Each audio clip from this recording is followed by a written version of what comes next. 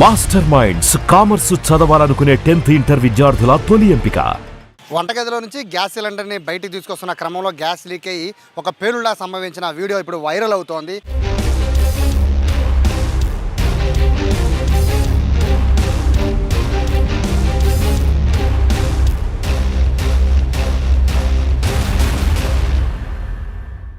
దేశవ్యాప్తంగా దీనిపైన చర్చ జరుగుతుంది. ఎందుకంటే చాలామందికి ఫైర్స్కి సంబంధించి వంటగదిలో ఒక బాంబులాగా ఫైర్ సిలిండర్ని చూస్తూ ఉంటారు. కానీ ఫైర్ నుంచి దాన్ని ఎలా రక్షించుకోవాలి, ఒకవేళ మంట వస్తే దాని నుంచి మనం ఎలా బయటపడాలి, లేదా మంటలు రాకుండా ఎలా మనం కాపాడుకోవాలి, దీనిపైన అవగాహన చాలా తక్కువ మందికి ఉంటుంది. అవగాహన పెంచుకోవాలని చాలామంది అనుకుంటారు, కానీ ఆ ఫైర్ వచ్చేసరికి భయపడి దానికి బలైపోతూ ఉంటారు. అయితే ఈ ఘటన చూసిన తర్వాత చాలామంది వంటింట్లో ఉన్న మహిళలు, వంటగదితో సంబంధం ఉన్న అందరూ కూడా ఖచ్చితంగా గమనించండి. ఇప్పుడు దీనికి సంబంధించిన ఒక ఏం చేయొచ్చు, ఫైర్ అంటుకుంటే ఏం చేయొచ్చు, దాని నుంచి ఎలా తప్పించుకోవచ్చు అనేది ప్రస్తుతము ఫైర్ ఆఫీసర్ సూర్యప్రకాష్ గారు ఉన్నారు. ఆయన స్వయంగా ఇక్కడ చూపించబోతున్నారు. ప్రతి ఒక్కళ్ళు, వంటగదిలో ఉన్న ప్రతి ఒక్కళ్ళు చాలా జాగ్రత్తగా గమనించండి. భయపడితే దాన్ని బలైపోతాం. భయపడకుండా ఏం చేయాలో ఇప్పుడు చెప్తారు. Sir, first of all sir నమస్తే. మీరు ఎన్ని అవగాహన కార్యక్రమాలు చేస్తున్నా, ఎంతమంది చెప్తున్నా, ఫైర్ విషయాన్ని వస్తే ధైర్యంగానే ఉంటారు, ఫైర్ జరిగినప్పుడు భయపడిపోతున్నారు. సో ఇప్పుడు వీడియో మీ దాకా వచ్చి ఉంటుంది, వైరల్ అయిన వీడియో. గ్యాస్ పైప్ లాగంగానే కంగారు పరిగెత్తడం, బ్లాస్ట్ అవ్వడం. సో దాని ప్రధాన రీజన్ ఏంటి సార్? ఏం లేదండి, అందరూ ఈరోజు రేపు ఫైర్ని లైట్గా తీసుకుంటారు. ఏదన్నా ఫైర్ అయితే మటుకి ప్యానిక్ అయిపోయి ఆ గ్యాస్ సిలిండర్ వదిలేయడం, కానీ అక్కడ చిన్న ఫైర్ వస్తే చిన్న ఫైర్ని కంట్రోల్ చేయాలనే విషయాన్ని కూడా వదిలేసి బయట పరిగెట్టుకు రావడం జరుగుతుంది. అది పెద్ద ఫైర్ అవుతుంది, దాన్ని కంట్రోల్ చేయలేని పరిస్థితి ఉంటుంది.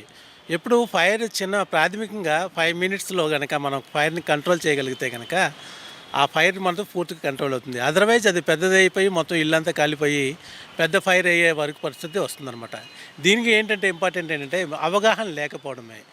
ఏమిటంటే వంట గృహిణులు ముఖ్యంగా గ్యాస్ ఫైర్ అయిందంటే చాలు బ్లాస్ట్ అయిపోతుంది బండ అన్న వీలోకి వెళ్ళిపోతూ ఉంటారు. సో ఎట్టి పరిస్థితుల్లోనూ గ్యాస్ ఫైర్ అని చెప్పు బండ ఫైర్ కాదు.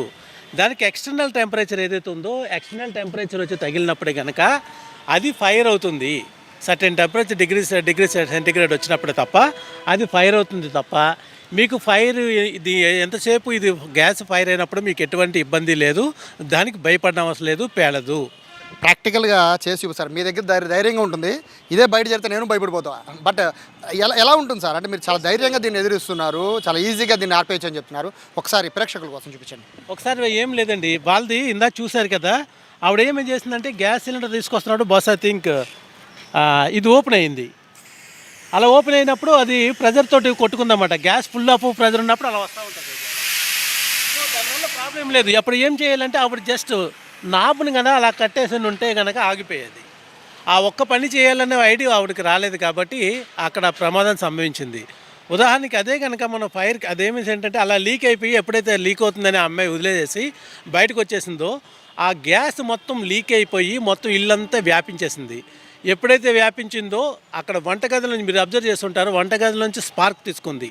వంటగదిలోని స్పార్క్ని తీసుకుని ఒక్కసారి ఏదైతే గ్యాస్ స్ప్రెడ్ అయి ఉందో ఆ ఇంట్లో అంతా అదంతా మండిందనమాట. అదర్వైజ్ మీకు సిలిండర్ బ్లాస్ట్ కాలేదు ఎక్కడ.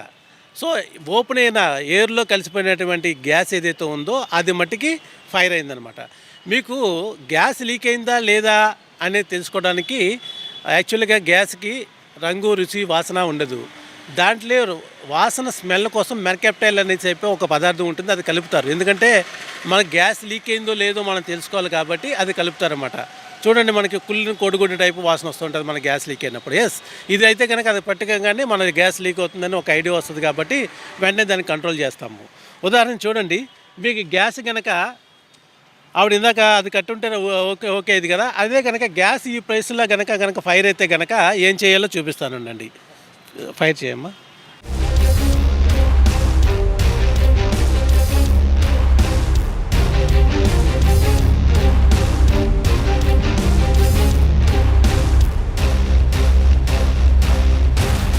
గ్యాస్ ఎట్లా వచ్చినంతసేపు మీకు ఏ ఫైర్ కాదండి, భయం లేదు.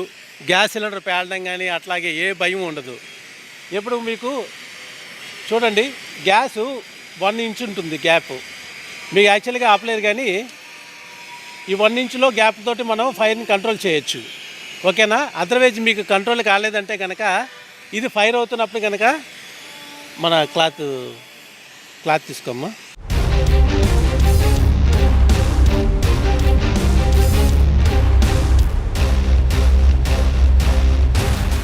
మీరు అట్లా కొట్టినా ఆరిపోతుంది. వెంటనే మీరు గ్యాస్ సిలిండర్ ఇక్కడ నాబు కట్టేసుకోవాలి, అది ఇంపార్టెంట్. ఓకేనా? ఇక్కడ రెగ్యులేటర్ దగ్గర సార్ ప్రధానమైన అంటే అందరూ ఆలోచించాల్సిన రెగ్యులేటర్ని ఆఫ్ చేయడం అనేది కీలకమైనది. చేసుకోవడము అదే కనుక కొంతమందికి కనుక నాబు ఒకవేళ టైట్ అయ్యి ఒకవేళ ఇదైనా సరే దాన్ని మనకి సింపుల్ పద్ధతులు ఉన్నాయి, అవి కూడా ఎట్లా ఆర్పాలో చూపిస్తామండి. గ్యాస్ లీక్ అయితే దాన్ని ఏం చేయాలి అనేది అయితే ఇక్కడ గ్యాస్ లీకేజీకి సంబంధించి పైప్ నుంచి గ్యాస్ లీక్ అయితే ఏమవుతుందో చూపించారు కదా. ఇప్పుడు ఒకవేళ పైప్ లేకుండా కనుక పైప్ లీకేజ్ ద్వారా గ్యాస్ వస్తే ఏం చేయొచ్చో చూపిస్తున్నారు, ఒకసారి చూడండి. ఏం లేదండి, మన ఇంటి దగ్గర ప్రతి ఇంట్లో దుప్పటి ఉంటుంది, దాన్ని ఏం లేదు దుప్పటిని తీసేసి తడిపేసుకోవాలా. తడిపేసుకుని జస్ట్ గాలి సరిపోకుండా దాన్ని కప్పేసి వెంటనే నాబు కట్టేసుకోవాలి. ఇది సింపుల్ అనమాట.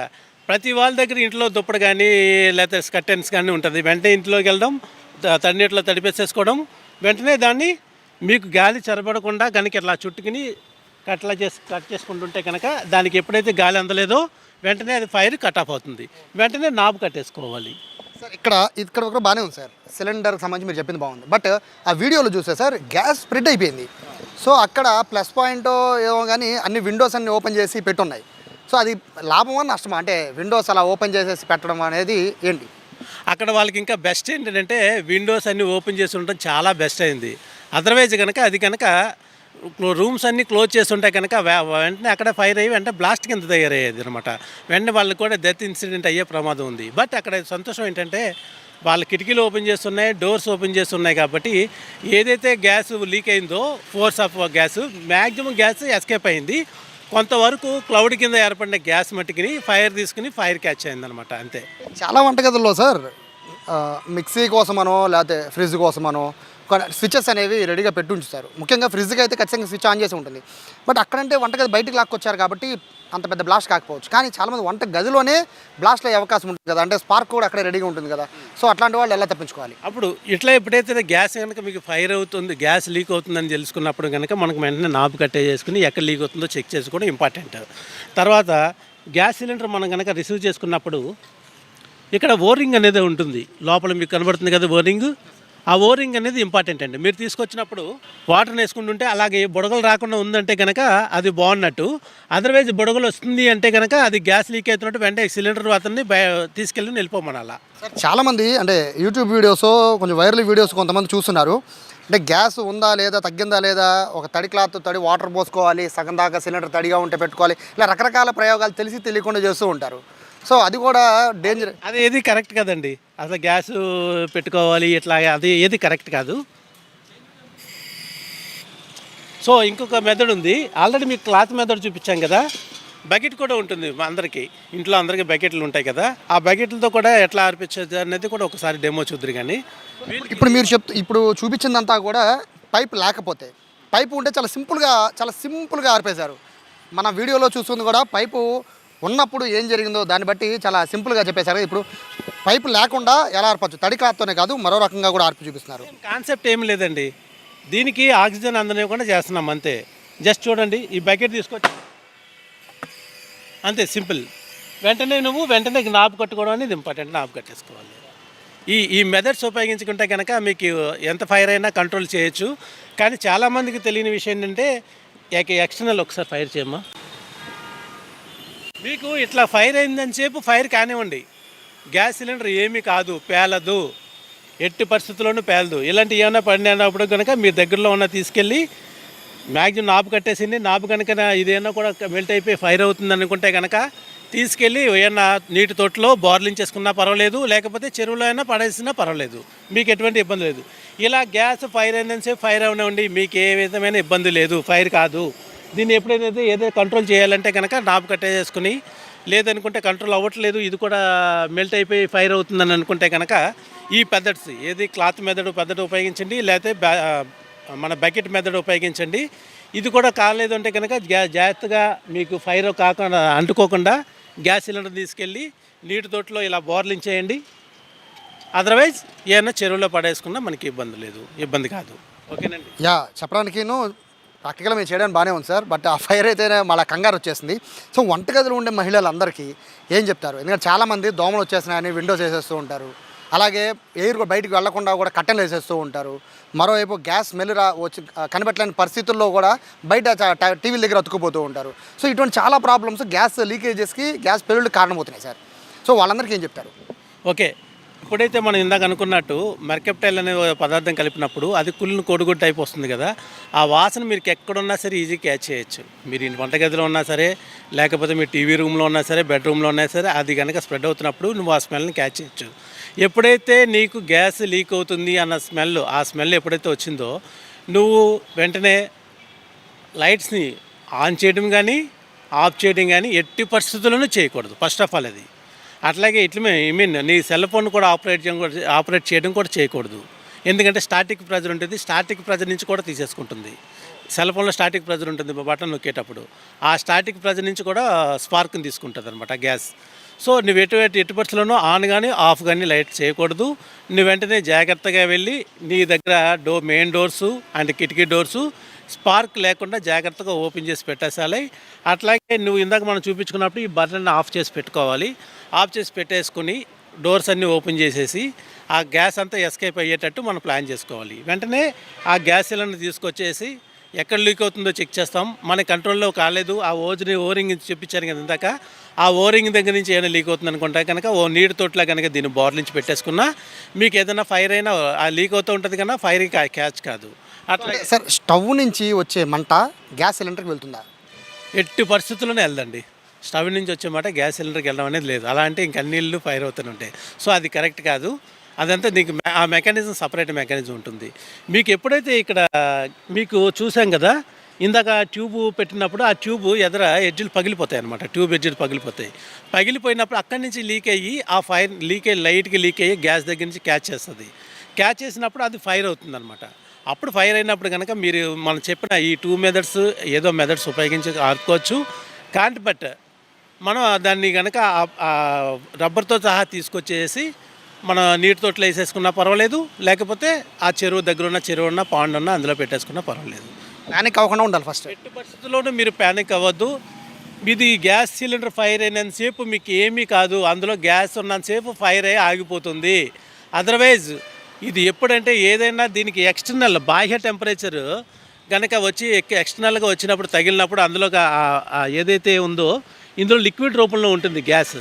ఆ లిక్విడ్ రూపంలో ఉన్నప్పుడు మన ఇంట్లో వాటర్ పెట్టేసి గిన్నెలో వాటర్ పెట్టి మూత పెట్టేస్తే మంట పెట్టినప్పుడు ఏమవుతుంది, అది వెంటనే పైన మూతను కూడా ఆవిరిగా వచ్చేసి గంటని ట్రై చేస్తుంది. అట్లాగే ఇందులో ఉన్నటువంటి ఎక్స్టర్నల్ టెంపరేచర్ జరిగినప్పుడు ఇందులో లిక్విడ్ వ్యాపరేట్ అవ్వటానికి ట్రై చేస్తుందండి. వ్యాపరేట్ చేసినప్పుడు బయటకు రావడానికి ట్రై చేస్తూ ఉంటుంది. అది ఎక్కడ అవకాశం ఉండదు. అప్పుడు ఎప్పుడైతే ఉందో అవకాశం లేదో అప్పుడు ఈ ప్లేస్ని బదులు కొట్టుకుని బ్లాస్ట్ అవుతుంది అనమాట. ఓకే, అర్థమవుతుందండి.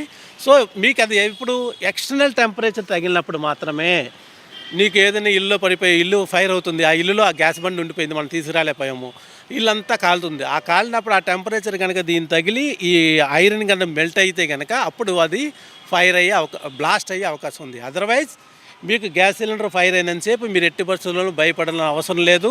ఎప్పుడైతే ఈ గ్యాస్ అయినా లీక్ అవుతున్నప్పుడు నాబ్ కట్టేసుకోవచ్చు. అదే కానీ గ్యాస్ ట్యూబ్ దగ్గర నుంచి ఫైర్ అవుతున్నప్పుడు ఈ మెథడ్స్లో ఏ మెథడ్స్ ఉపయోగించినైనా దాన్ని ఫైర్ కంట్రోల్ చేసుకోవచ్చు. ఎట్టి పరిస్థితుల్లోనూ భయపడిన అవసరం లేదు. Thank you sir. చూడొచ్చు వీళ్ళందరూ కూడా కొన్ని ఏళ్లుగా కొన్ని లక్షల మందికి చెప్తూనే ఉన్నారు, ఈ గ్యాస్ సిలిండర్ పట్ల అవగాహన కల్పిస్తూనే ఉన్నారు. బట్ చాలామందికి అవగాహన లేక అగ్ని ప్రమాదాలకి గురవుతున్నారు. సార్ చాలా క్లారిటీగా చూపించారు కదా.